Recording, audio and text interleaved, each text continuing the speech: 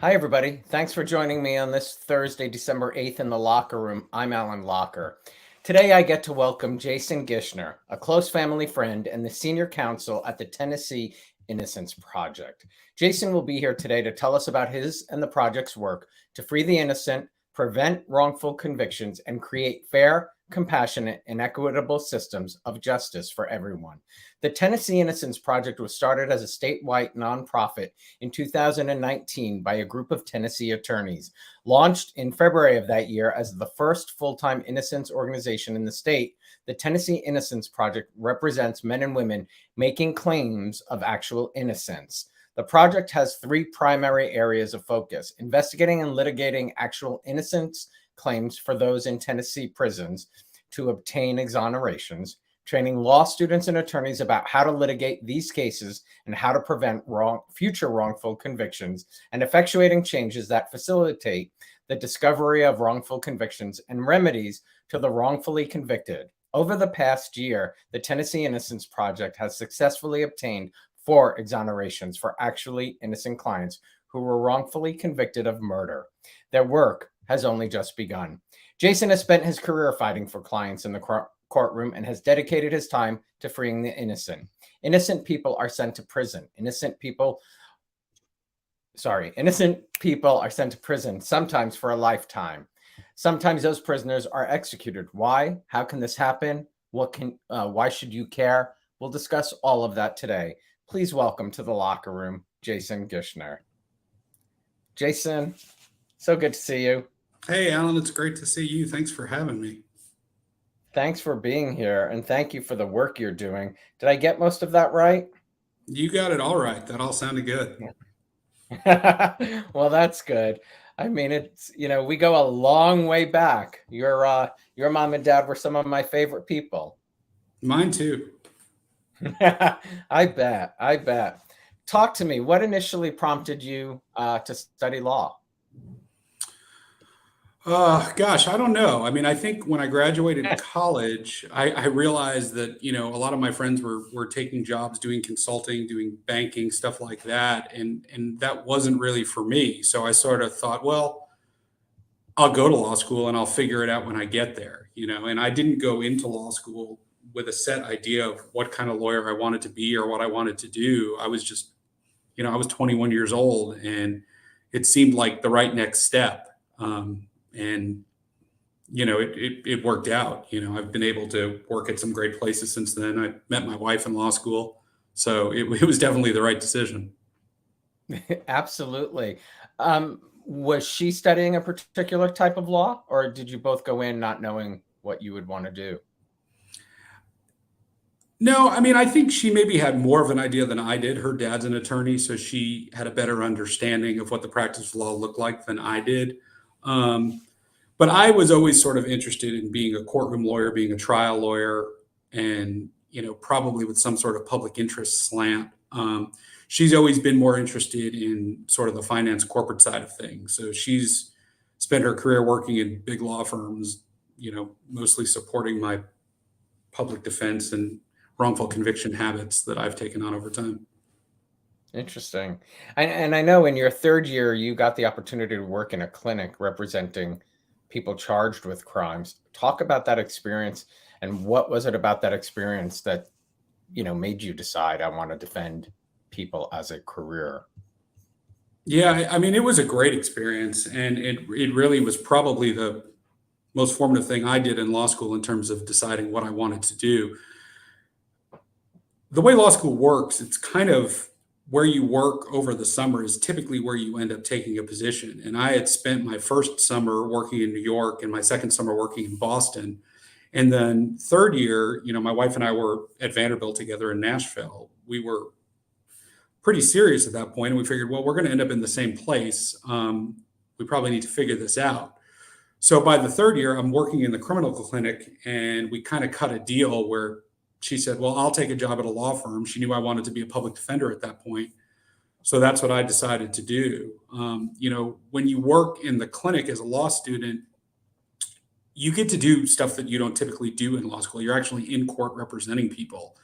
One of my favorite stories of when I worked in that clinic is that I represented this girl who was 16 years old, and she was pregnant, and she had a shoplifting charge. And we had worked out a deal for her in court that if she went to 12 parenting classes, then they would dismiss these charges against her.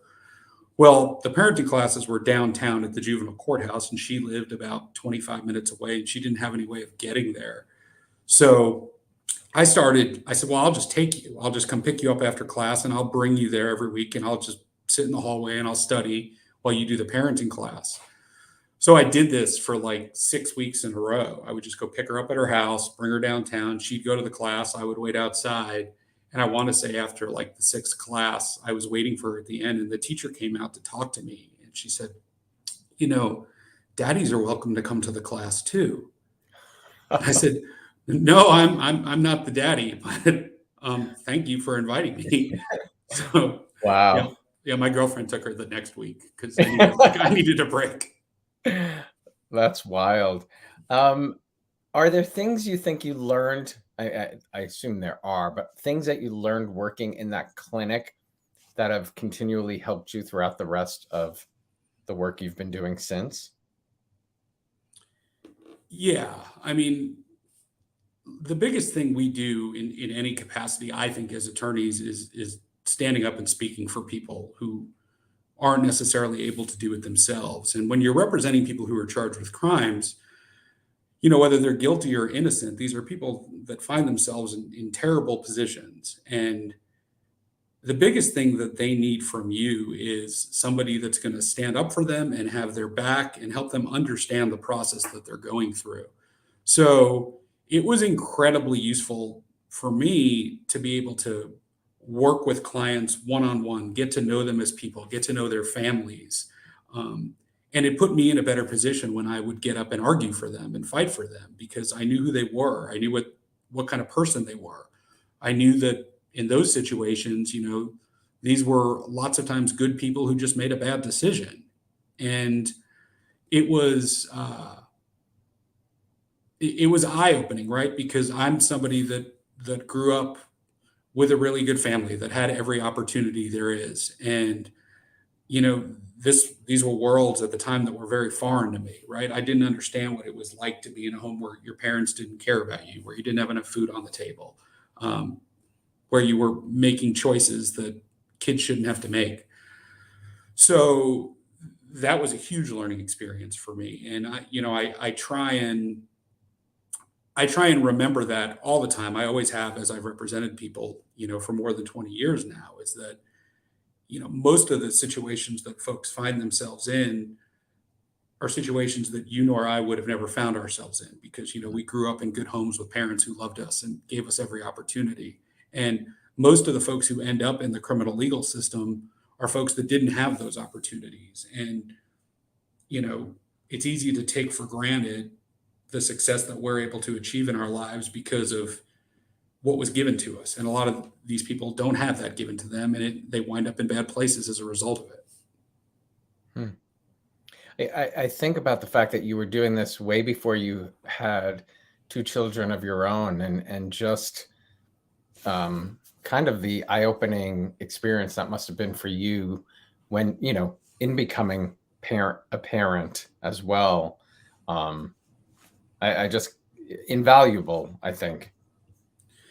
Yeah, I mean, it is. And candidly, it's something that my wife and I think, work hard at to make sure that my children are conscious of, right? I mean, they have every opportunity. They grow up in a good home. They get to go to good schools. They have good friends. They don't need to worry about things like food and shelter and those things. So we try very hard to make them understand that it's not like this for everybody. In fact, it's not like this for most people. So that's one of the things I think we struggle with sometimes as parents, is to walk the fine line in terms of giving our kids everything we can possibly give them, but also having them understand how lucky they are. And, it's not like this for all the other kids out there. Very true. You, after that clinic, you worked in the National Public Defender's Office for 10 years before going into private practice. Can you talk, defending people for those 10 years, what are some of the cases that you're most proud of from that working in the National Public Defender's Office? Yeah, I mean, I loved being a public defender. In fact, everything I've done since then and everything I ever do, part of me will self-identify as being a public defender because I just, Actually, would you define what that means as a public sure. defender for those who might not know? Yeah, I mean, so in Nashville, at the public defender's office, if you are charged with a crime and you can't afford counsel, you get appointed the public defender's office to represent you. And the Nashville Public Defender's Office is full of attorneys that care about the mission and care about the people. And, we represent poor people who are charged with crimes. And the vast majority of those cases, I mean, this is, I think, one of the misconceptions that people have. Everybody assumes that our jails are full of people convicted of murder and rape. It's not true. Most of our jails are filled with kids from bad neighborhoods who are people of color that got caught with drugs, got put on probation and violated their probation, and then went to jail. So the vast majority of people who are incarcerated in this country are incarcerated for drugs or drug-related crimes. And I found this to be a system that was unfair. I think it's arbitrary. I think it's capricious. I think in many ways, depending on the color of your skin, depends on the level of justice you get. Depending on how much money you have, depends on the level of justice you get. And I really enjoyed fighting against that system. It's sort of the popular answer, I think, or at least the PC answer to say that, well, we need public defenders because the system doesn't work unless we have good people on both sides, protecting people's rights and the Constitution and all of that. And that's fine. That's all true. But that's not why I did it. I did it because I didn't like seeing the people that were getting caught up in this system and getting screwed by this system, who were at an unfair advantage. So I loved representing people like that. And even though sometimes I would have hard cases, where people sometimes did very bad things, I always believed in the mission. And, that made it easy to work on the hard cases because I always believed in what we were doing. I can tell you about one case that I got when I was young. I was probably 24, 25 years old when I represented this woman, and she was 18 years old. I met her at the women's jail here in town right after she had been charged with the crime. She was about 95 pounds soaking wet, and she was 18 years old, and she was charged with a double murder. And the facts of the case were crazy. She had been in an abusive relationship that she had just gotten out of, and she had met this guy that she had only known for a few weeks, but she needed a place to stay because she had been in an abusive relationship. So she started living with him and his family. And in the house was him, his two parents, and his niece, who was 8 or 9 years old. So she's living with them, and in the middle of the night, she's sleeping, and she wakes up, and he's strangling her. And she has no idea what's going on, but he strangles her into unconsciousness. And she wakes up at some point later on, and she finds out that he's gone into the kitchen, he's gotten a knife, and he has stabbed both of his parents multiple times.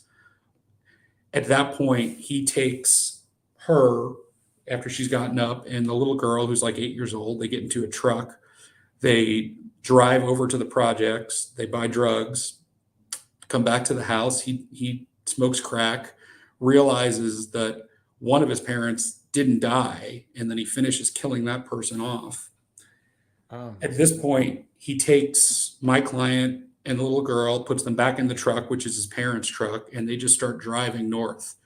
By the time they get somewhere in Kentucky, she convinces him to let the little girl go. So they drop her off at a church. They make their way up to a motel in Indianapolis, and he doesn't have any money. So he goes to rob somebody at the motel with a knife, and that guy pulls a gun, and he ends up stabbing the guy, and the guy ends up shooting him, and they both die. And then the police show up at this random motel in Indianapolis. There's 2 dead people there. They find my client in the hotel room, and they start doing all the math, and they trace it all back to Nashville, and she gets charged with the murder of these 2 people. Mind you, at this point, she has no white in her eyes. Her eyes are totally red from the blood because all the capillaries have burst from being strangled. And she's transferred back to Nashville, and I meet her like a week later in the jail cell. I'm like 24, 25 years old. And Wow. for the next year of my life, I spent, trying to get that sorted out and get her out, which we eventually did. I mean, I feel like it's traumatizing for you as much as it was for her. I mean, because at 24, I can, that is quite a case to be involved in. Yeah, it was it was scary, right? Because you feel like one of the things that I talk about to people now is people are like, well, you represent people who are wrongfully convicted. That must be so stressful. And in some ways it is, but what I always tell people is that, the train has already come, right? The person's already been hit by the train. We're trying to go back and pick up the pieces. Back then, when I was doing those kind of cases, I could see the train coming down the tracks, right?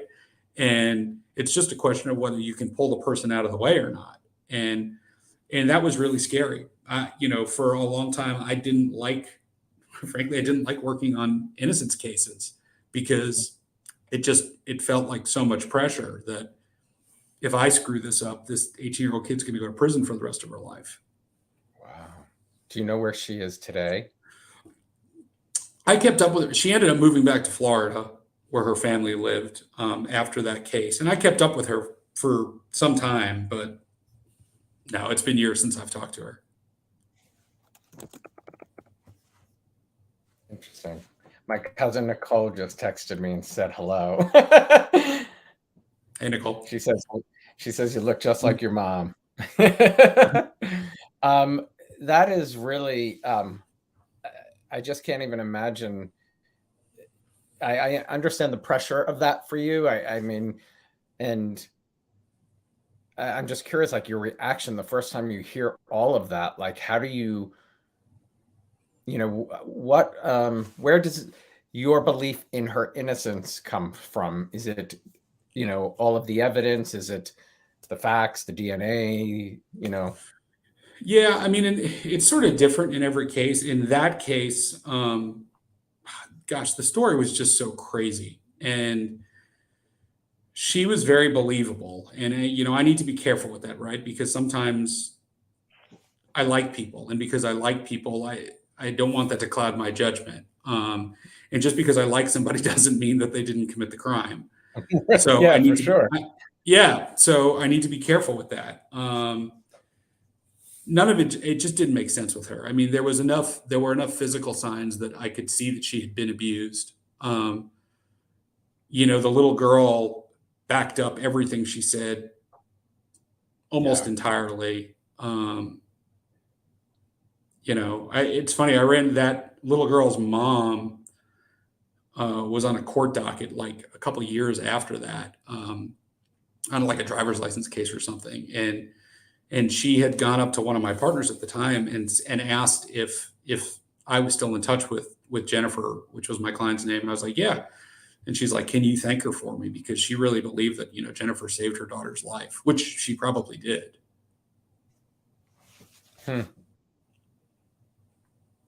Crazy. So yeah, I mean, that's one of the cases from back then that has always stuck with me. Well, there's others that don't have happy endings, but yeah. Oh, well, but I can imagine the impact on you, and let alone the impact on the gal you defended and the young girl who got left on the side of the road. My next question might be too complicated. Like I think about how people react to our justice system. I think we all have sort of a love-hate relationship. Probably I don't understand the law in no way, shape, or form like you do. And we do see a lot of injustices that happen. Are there flaws that you see in our justice system that, if you could wave a magic wand, you'd love to fix? Yeah, that's a big question. I knew it might be. It's a large one, Yeah, I mean, there are a lot of things that we can do better. One place that I would start, which is typically how I answer this question, is the way that we pay for indigent representation in this country. And, I can speak specifically to how we do it in Tennessee, but if you're charged with a crime and you can't afford counsel, you get the public defender's office appointed to you. And in Nashville, it's a very good office, so you'll often get a good lawyer. Um, if there's a conflict with the public defender's office, if for some reason they can't take the case, you'll get appointed counsel who's just a member of the bar. And that's really a crapshoot in terms of who you're going to get, whether you're going to get somebody that's good at it or somebody that isn't good at it and is just sort of phoning it in. And that's largely because we pay a very small amount of money to people to take appointed criminal cases. And as a result of that, whether it's at the trial level or through the appellate process, typically you see one of two things happening. You see either really good lawyers that care about their clients and are working hard for them, and they're either underpaid or they're working for free, or you see people that don't have the ability to work for free, so they're just phoning it in and they're not doing the work. And in my opinion, it's one of the biggest reasons that we see innocent people getting convicted is because the work isn't done on the front end the way it's supposed to be. And then we're coming back 15, 20 years later, and we're trying to put an investigation and put a case together of something that should have happened a long time ago.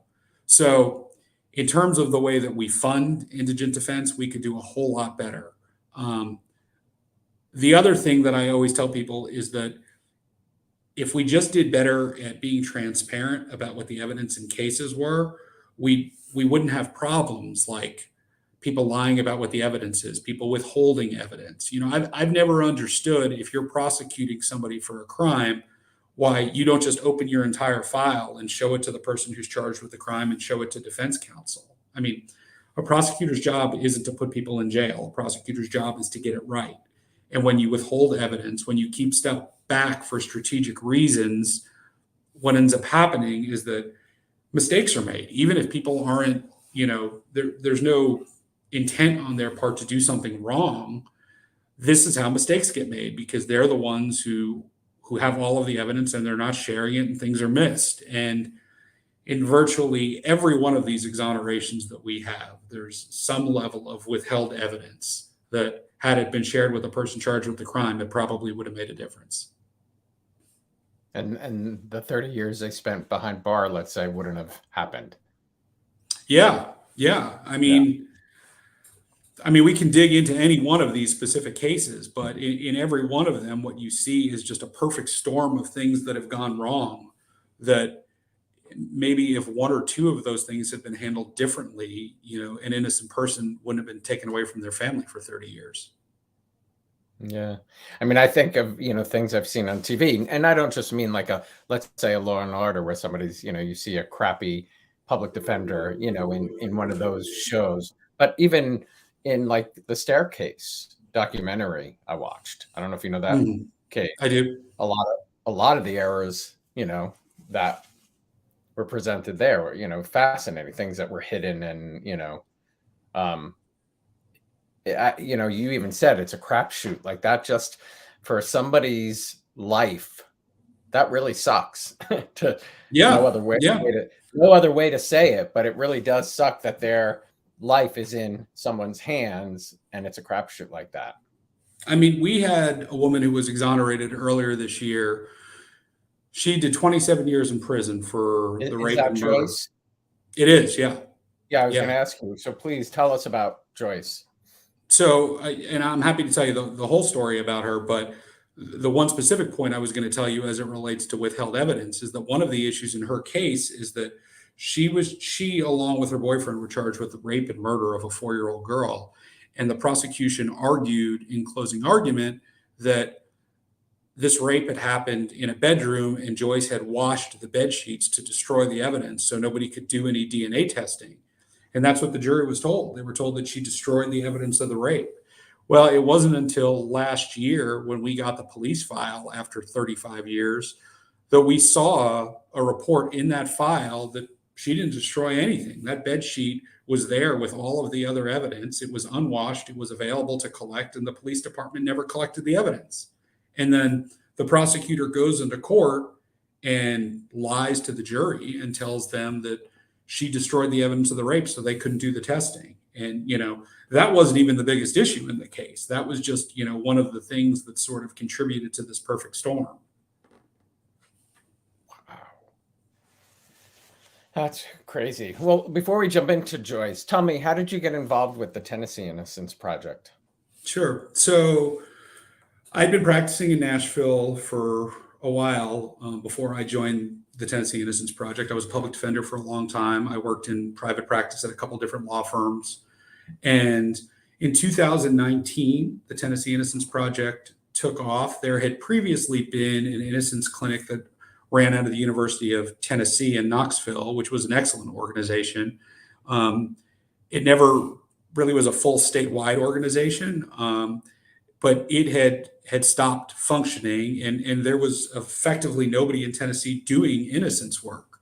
So my partner, Jessica Van Dyke, she's our executive director. She started our organization, the Tennessee Innocence Project, in 2019, backed by a group of lawyers that believed in this work. And when the project got to a point that it was big enough to expand and was ready to take on a senior counsel, Jessica and I had already been talking, and we kind of made that happen pretty quickly. So I left my law firm to come over and do this. Is it true that many of the folks you represent at the Innocence Project write you from prison? Yeah, I mean, that's the majority of applications we get. Sometimes we get them from family members. Sometimes we get them from lawyers who represented people and say, I had this case, this person was convicted, but I've always thought that they were innocent. Will you look at it? But the vast majority of cases we get are people who just reach out to us and write us. And then we have a pretty significant application process before we'll take somebody on as a client, because we only do actual innocence cases. What I mean by that is we only represent people who are factually innocent. They didn't commit the crime. So we don't do self-defense cases. We don't do, constitutional violations like this was an illegal search of my house or the police didn't read me my rights. We don't do those cases. That's not to say that those people shouldn't have good lawyers fighting for them. Mm-hmm. It's just not what we do. We have 4 lawyers. We cover the entire state. So it's hard enough to do as much as we can to represent the actually innocent people. We just don't have the bandwidth to take on anything beyond that. Wow.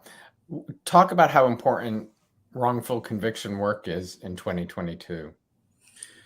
I mean, I think everybody understands conceptually how terrible it is for an innocent person to be in prison for something that they didn't do. I think everybody gets that. What I think sometimes people don't realize is how big of a problem it is. In terms of how many people are wrongfully convicted, for a lot of different reasons that we could talk about, but it would take a lot of time. It's difficult to pinpoint exactly how many people are wrongfully convicted, but there have been some really good studies to try and figure out what the percentage is. And there's one that was done by the University of Pennsylvania. There was one that was done by the University of Michigan. On the low end, they say about 3% of people who are convicted are wrongfully convicted. On the high end, 6 to 10%. What I always tell people is let's think about this in terms of conservative numbers, right? I think almost everybody who's involved in the system, any prosecutor would probably agree that at least 1% of the time we get it wrong, right? This is a system that is run by humans. Humans make mistakes. Nothing's perfect, right? It's most definitely a bigger number than 1%. But I always say, let's say it's about 2.5% to 3% of the time that we get it wrong. So that means still 97, 98% of the time, people are actually getting convicted of the crime that they're charged with and that they're guilty of, right? So you can have a system that's getting it right from a conviction standpoint most of the time. But if we're getting it wrong 2 to 3% of the time, right now as I'm talking to you, there are about 30,000 people in the state of Tennessee that are locked up in our prisons. So even if the system's getting it right 97% of the time, we still have close to 1,000 people that are locked up for something that they didn't do.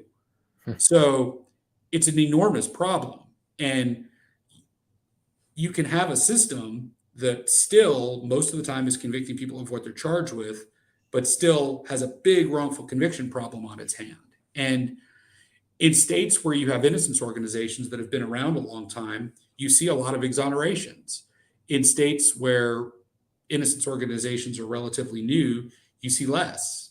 In Tennessee, we've had 30 exonerations since 1989, which is less than they've had in a lot of our neighboring states. And I don't think that's because we're better at criminal justice in Tennessee. I think it's probably because we're worse in identifying wrongful convictions. And we've only been around 3 years, and there have been 4 exonerations that have happened within the last year. So I think that tells you that when you've got people on the ground full-time doing the work, these cases come to light and something's being done about them. Once people like Joyce, and please share her story in just a second, are convicted, is it nearly impossible for them to be taken seriously? Yeah, it's really hard. And I mean, one of the sound bites that we push back on a lot is, well, this happened 25 years ago. This person's been to court 10 times. How many times do they need to be told that they're guilty before we just, shut the book on it and we're done? And unfortunately, there's not a simple way to explain why that analysis doesn't work. It takes a couple minutes, but in order to understand that, you need to know a little bit about how the process works. So if you're charged with a crime and you plead not guilty and you don't post your bail, you're sitting in custody waiting to have your trial. In Tennessee, that's going to take you probably about 1.5 years that you're sitting in custody before you have your jury trial. Now, let's say that your attorney at your jury trial doesn't do a very good job. They don't go out and get the evidence that proves that you're innocent. They don't call those witnesses. They don't get the experts. They don't do whatever they need to do. You get convicted. So then you have an appeal process, which could be multiple levels of appeals to the Court of Criminal Appeals, perhaps the Tennessee Supreme Court, perhaps even the United States Supreme Court. Well, what those appellate courts are looking at that point is they're reviewing whether you had a fair shake at the trial. Did the judge make errors letting in evidence that shouldn't have come in? Was evidence kept out that should have come in? But nobody's reviewing at this point new evidence. So if your lawyer never showed the jury the evidence of your innocence in the first place, nobody's seeing it on the appeal either. Now, you could get through that whole appellate process, which is a couple more court dates, and nobody's heard the evidence of innocence. You then get to something called a post-conviction, where you can go back and raise ineffective assistance of counsel and say, my lawyer should have put on this evidence of innocence, which in theory is an opportunity for you to put on the evidence that shows that you didn't commit the crime. But in reality, what happens is that in the state of Tennessee, to take one of those cases, you get $1,000. And that's for all of your work, for all of your experts, for anything that you need to do. So this means you've got to go back and you've got to put on proof in the trial court of what the evidence of exoneration would have been, which basically means you have to do a do-over trial 5 years after the case has already been completed, and you've got to show them what the evidence is. Now, it takes hundreds and hundreds of hours to investigate a murder case. And if you're getting paid $1,000 to do it, most of the time what happens is, unfortunately, post-conviction hearings are being phoned in. So that's a whole process. So people can have 5, 6, 7, 8 court dates. They can go to court 10, 15 times over years, and the truth is never heard. Joyce's case is a perfect example of, it took 35 years for that story to be told in the courtroom for the first time for a judge to actually hear what the evidence of innocence was. Wow. Please, if you'd share Joyce's story. Sure. So Joyce Watkins is the first and only African-American woman who's ever been exonerated in the state of Tennessee. Her and her boyfriend, Charlie, served 27 years in prison for the rape and murder of a little girl that they did not commit. Charlie died in 2015 in prison of cancer before he was ever exonerated and released. In 1987, Joyce was living in Madison, Tennessee, which is effectively part of Nashville, Tennessee. She was 41 years old. She owned her own home. She had never been arrested for anything in her life. She had the same full-time job that she'd worked at for the last 15 years with her boyfriend, Charlie, who was a widower who had raised his own children and had been at this job a long time, had never been arrested for anything in his life. Joyce had a 4-year-old great niece who lived in Georgia but was staying with a family member in Kentucky. And she had been staying there for a couple months. And Joyce had been getting phone calls from this family member after a period of time saying, you need to come pick up the little girl. And Joyce said, I can't. I work full time. I don't have daycare. I can't take care of her. But then at some point, the calls got more and more frantic in one particular week. And Joyce said, look, I think something's wrong. So she said, all right, when I get off of work on Friday, I'm going to drive out there at night. I'm going to pick her up. So she did that. And Charlie, because he was her boyfriend and didn't want her to have to drive to Kentucky in the dark, drove with her. That poor guy got caught up in this whole thing for no other reason than because he didn't want his girlfriend to have to drive in the dark by herself. They drive out, they pick up the little girl, they put her in the car, bring her back to Nashville. And as soon as they get back to Nashville, they realize something's wrong. Joyce sees that she's got some sort of vaginal bleeding. And she says, whoa, this is a problem. So she immediately calls the girl's mom in Georgia. There's phone records showing that they talk to each other and says, look, there's a problem here. What do you want me to do? So mom says, don't do anything. I'm going to get in my car. I'm going to drive to Nashville and we'll figure this out. So she puts the little girl to bed. They wake up in the morning and mom is still not there. And the situation has gotten worse. The girl is still bleeding, but she's also just not acting right. There seems to be something wrong with her. So Joyce does what any normal person would do at this point. She says, well, I can't wait around for mom anymore. I need to take the little girl to the hospital to get care. That's exactly what she does. She brings her to the hospital. At this point, the child has been with them for a total of 9 hours, including the drive back from Kentucky to Nashville.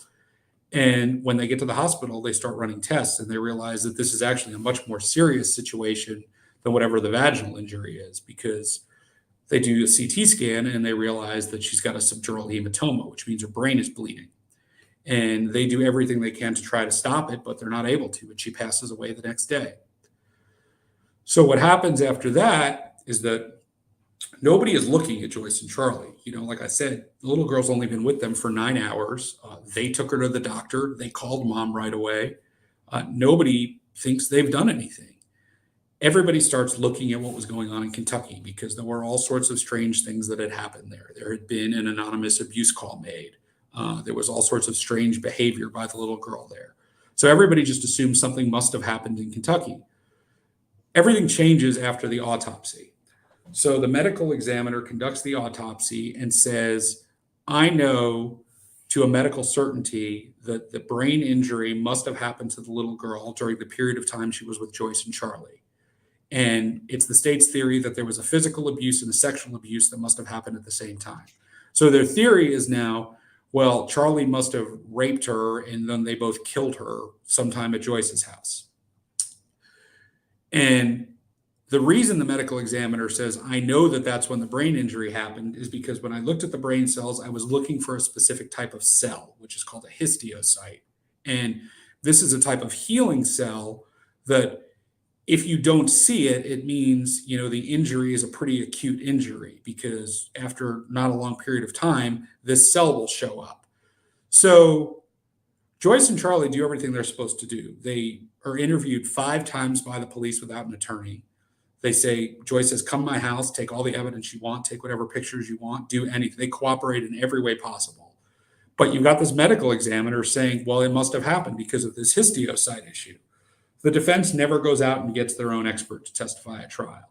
So the jury, who doesn't know the first thing about what a histiocyte is, I didn't know what a histiocyte was, they hear this evidence and they think, well, they must have done it. We've got a doctor telling us it had to have happened while the little girl was with these 2 people. And they get convicted and they get life sentences. Well, what we find out later, and this starts to come in over the years, and eventually the full story is told at the hearing that we have in 2021, is that we get some new doctors on this case. We get the chief medical examiner for the state of Tennessee. We get a pediatric neurologist from Vanderbilt Children's Hospital. And We go back to court and we're able to prove to the judge that histiocytes don't ever go to the part of the brain that this doctor was looking at. It's not a thing. She would have never seen those cells there because they don't go there. So the medical examiner was dating this injury looking for a cell that doesn't even exist in that part of the body.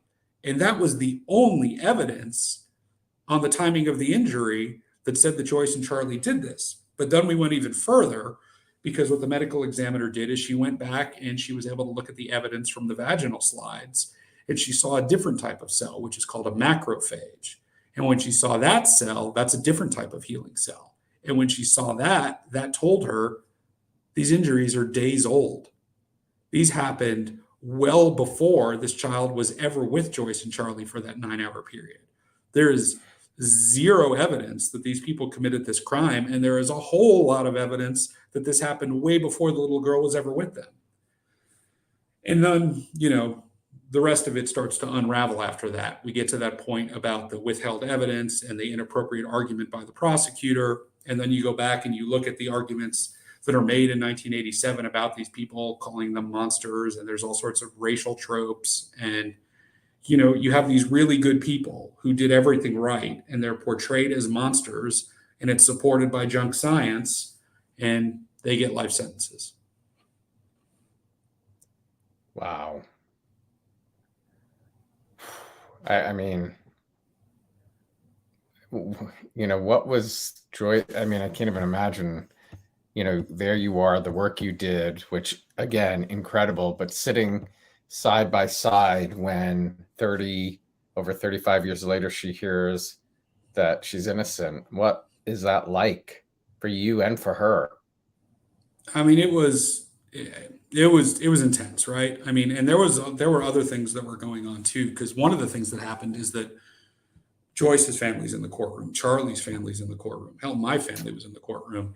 And one of the things that came out during the hearing that Charlie's family never knew, and this was a particularly moving part of the hearing, was that, there was always a little bit, I think, of a rift between Joyce and Charlie's family after this, because Charlie's family, these are all kids and grandkids that grew up with their father and grandfather in prison for a murder he didn't commit. And their position is, man, all he did was go along with her for a ride, and he got caught up in this. So there was, maybe some bad feelings because of that. But what they learned that they had never heard before when Joyce testified at this hearing in December of last year is that in the middle of the original trial, the prosecutor pulled Joyce out of the courtroom and said, if you just say that Charlie did it, we'll give you a 1-year sentence.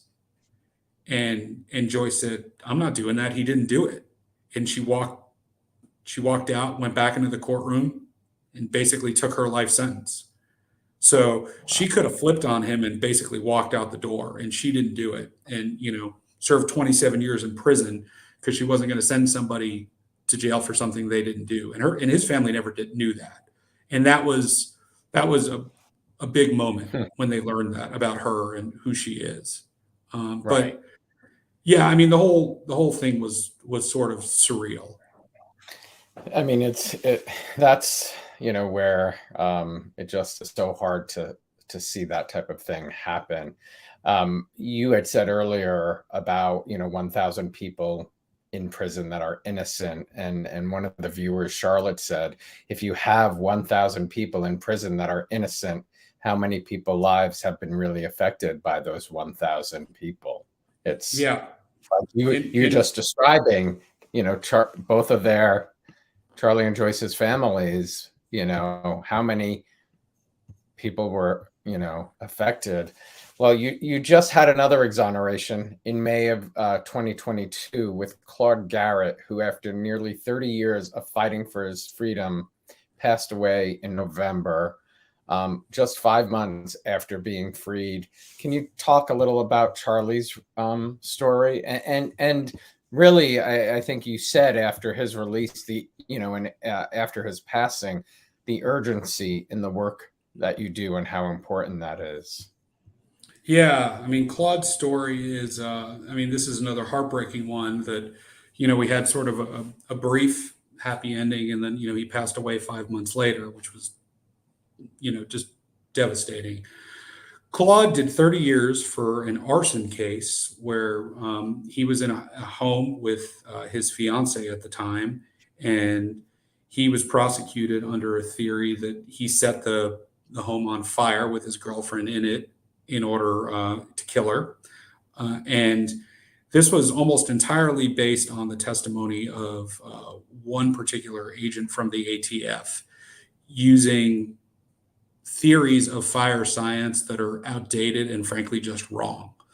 And that's a case that took lots of experts working for a lot of years to talk about everything that we know about fire science and what we learned about fire science over the last 30 years to prove that it wasn't an arson. And we at the Tennessee Innocence Project, I'm very grateful that we got to be part of the team that worked on this, but this was largely a collaborative effort over 30 years of fire scientists and advocates and attorneys, all having to undo basically the word of one person that had this bullheaded opinion that was just wrong. And everything about the case, the way it was handled, the way the evidence was processed, the opinions on the fire science, they were just wrong. And Claude's daughter, Dina, was 4 years old when he went to prison. And, we were with Dina the moment that Claude walked out of Riverbend, which is the maximum security prison here in Nashville. And, Dina's, got a 4-year-old herself. And, she'd spent 30 years with her dad locked up for something he didn't do. And what was crazy about it is that, she tells this much better than I do, but she was a kid when her dad went to prison. And so she never knew the whole story. She never knew whether he was guilty or innocent. She chose to have a relationship with him as her dad, whether he was innocent or not. There's nothing she could do about it, but she never really knew the truth. And it wasn't until all these hearings started happening, all of the evidence started coming out, that she was able to see for herself, oh my God, he's not just my dad, but he's this innocent man who's been locked up for 30 years for something he didn't do. And gosh, when he got out, he squeezed everything out of those 5 months that you could get out of them. I mean, he got to spend time with his daughter, with his grandson. He was traveling all over the country, doing all sorts of things. It was really a joy to see. And it was really hard for us as an office that he passed away.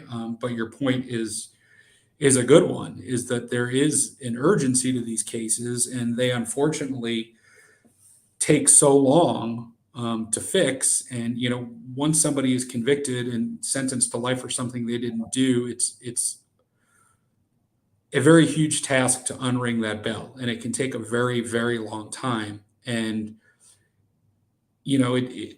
as we were just talking about, it doesn't just affect that person's life. It affects their family's life. It affects their kids. It affects their grandkids. Wrongful convictions are, they have generational impact.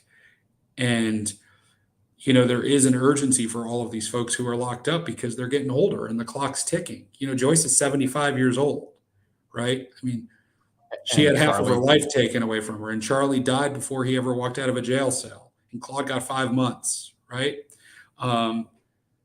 That's unfortunately what happens. And then, there are other cases where people get out and they've been locked up for 30 years and they've got to try and get back into society, and the world has changed, and they're not necessarily ready to cope with how the world has changed. And that presents all sorts of challenges to it. So when we get these cases wrong, the stakes are really high, and, it affects a lot of people's lives. Absolutely. Is there one factor that leads to most exonerations, do you think? So a lot of people assume that the DNA is how we get most people exonerated. DNA exonerations are only about 20% of the time of the total exonerations. And that's not because DNA is not great. It is. It's mostly because not every case has DNA, or even cases that do have DNA evidence over time, maybe that evidence was destroyed or not preserved properly.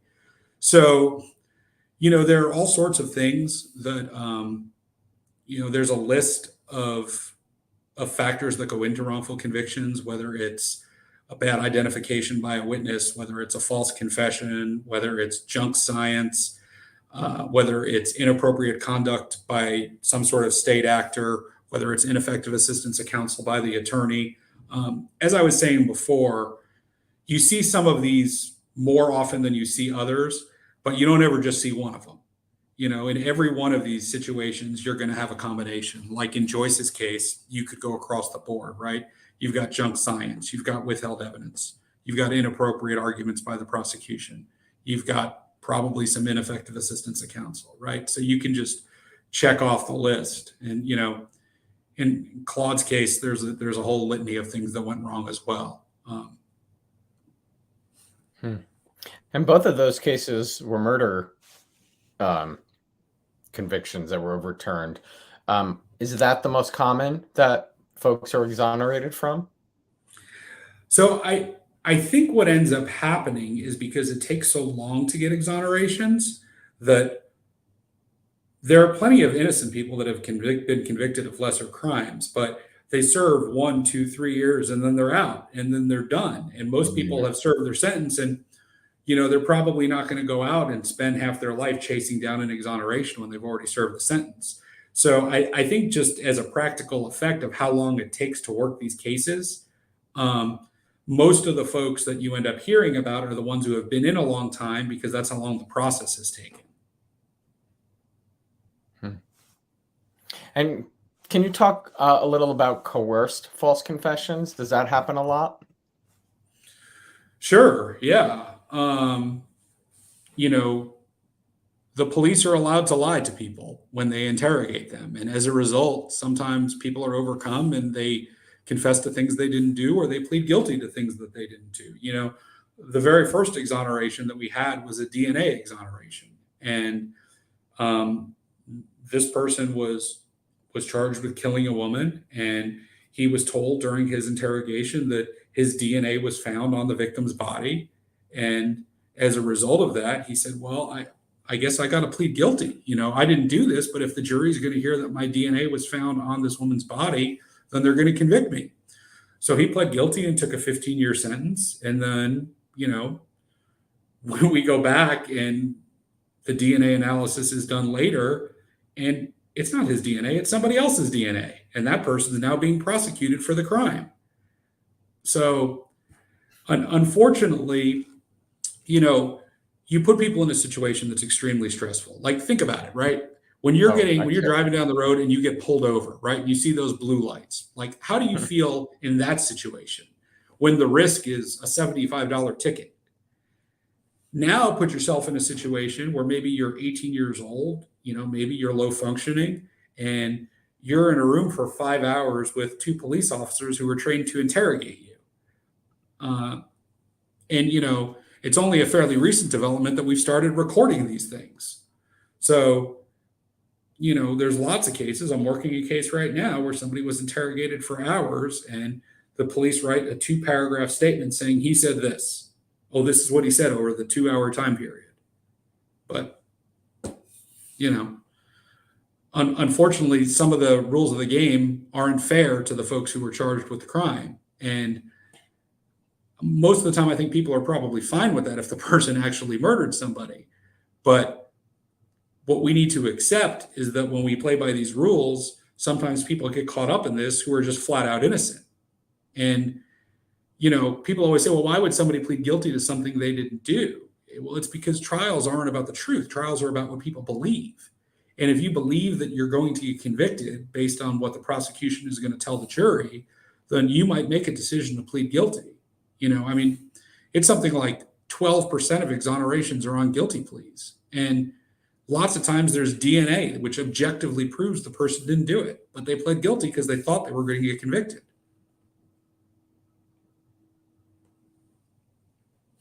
I can't imagine how the amount of work that you put in to all of this, because just the research that you have to do on each individual case must be so intense. I mean, what you were describing about with the child in Joyce's case, Mm-hmm. those things. I mean, can you articulate how many hours like you spent on Joyce's case? Is it?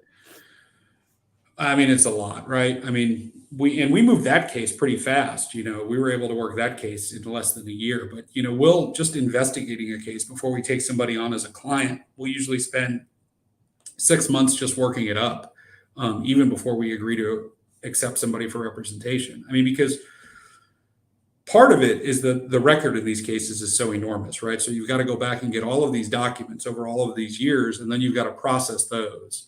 And then you got to figure out where things went wrong. And you've got to identify who are the experts you need to work with. So I work a lot of medical cases like Joyce's case. So in that case, it's a matter of going out and getting a forensic pathologist and going out and getting a pediatric neurologist, and relying on them to teach you the stuff that you need to know. But I find that part of it interesting, right? Like the different medical issues, the different science issues that come up in each case. I like that part of it. But yeah, they take a lot of time, and they take a lot of people working on them too, right? I mean, we had, every one of these cases is a team of folks that are working on them. And because these cases take so much time, we can only take so many cases at a time. Usually on average, we have 10 to 12 clients that we're working on at a time, which Wow. is the decision we've made in order to do these cases well. That's all that we can take. But it also means, unfortunately, there's a lot of folks that need help that are waiting, that hopefully we can get to. Well, speaking of help, can you tell people watching how they can help the Innocence Project? I know that they can donate by going to the link I have up there. Yeah, thank you for asking that. We are, we're a nonprofit. We are almost 100% funded by people who believe in the work we do and support us. So yeah, you can go to tninnocence.org and you can donate, which we would greatly appreciate. But the other thing that I always tell people is, just think about and talk about these issues, right? In the last 5-10 years, I think, with podcasts, with some of these true crime stories that are out there, people are starting to learn more about this, and I think care about it, which is wonderful, because these cases need the exposure. The other thing that I would tell folks is that there are innocence organizations all over the country doing this type of work, and virtually every one of them needs help from folks, needs volunteers that are willing to pitch in and help. And you don't need to be a lawyer to do that. You don't need to be a doctor to do that. There are a million different things that organizations need help with to run effectively. And we are very lucky in Tennessee that we have great volunteers in the legal community and not in the legal community that pitch in and help us with what we do. So there's lots of different ways besides financial support that you can help us, that you can help other organizations. Of course, we're incredibly grateful for that and we depend on it. But if this is something you care about, if this is something that you find interesting, I am telling you, reach out to the local innocence organization where you live, and people will find something for you to do. Thank you for saying that. Is there one in New Jersey? So I suspect there is. I don't know any of the folks in New Jersey. I know the folks in New York pretty well. So I've got lots of friends in the New York. Thank you for saying that. I can do New York or New Jersey. And I'm sitting here thinking, because I know you, but I'm trying to remember why I was first introduced, what case to the Innocence Project. Because I remember, I want to say it was a Chicago one. So it must have been, but I don't remember what case I heard about. There was definitely one that made me aware of what, the incredible work that you all are doing for this.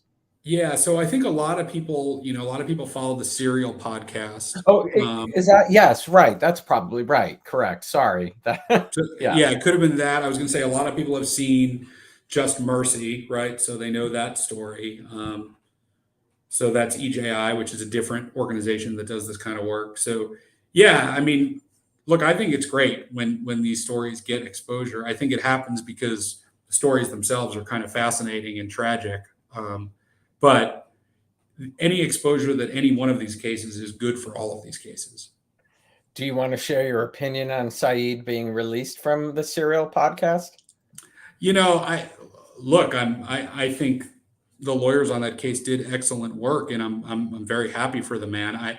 I would be lying if I say I knew enough about the specifics of the case where I could give any kind of informed opinion. As Right. a Okay. as a Yeah. casual observer like anybody else, I'm happy for him and happy with the result. But I don't know any of the specifics about the case that I can speak to. Well, that's awesome. Jane, who's watching, says, I'm going to look into my local innocence project. Thank you, Jane. That's great. Appreciate that. Jason, my friend, thank you so much for spending the time and sharing, this incredible work. Like I said, both of my cousins, Marsha and Nicole, were watching, and they send their love to you. No, that's great. This was fun. I do podcasts sometimes, but this one was extra special, and I was really Am excited that you asked me to I do allowed to embarrass you for 30 seconds? it. Sure, I won't listen. No, you're gonna look. Oh God. 1981, my friend. Oh, that's pretty funny. I I don't have that picture. I don't know that I've ever even seen that picture. think that might be at my parents' house. I That's don't know. great. That's Well, great. I said it in promoting this, and for people watching, I don't know if I said it earlier. I said your parents were some of my favorites, but your mom used to babysit me and Monique, my sister. So Yeah, yeah, no, my mom adored y'all. we all Until I did. came along, then I'm pretty sure she just kind of considered you other children of hers. She probably did. She probably did. Well, you take care of yourself. Say hello to your family, and really, thanks. Keep up this incredible work. Your parents would be immensely proud. Well, thank you for saying that, and thank you for having me today. You're so welcome. See you later. Thanks, everybody. Thanks for watching. And please, if you can, please support the Innocence Project. Go to tninnocent.org. Thank you, Jason, for spending the hour, and thank you for doing this work. Please join me tomorrow when Guiding Lights Kathleen Cullen joins me live. Please subscribe to my YouTube channel. If you haven't done so, you can turn on notifications for reminders of all coming shows. And if you like today's episode, click the like button. And remember, you can stream The Locher Room on your favorite streaming platform. Just search The Locher Room and download your favorite episode. Bye, everybody.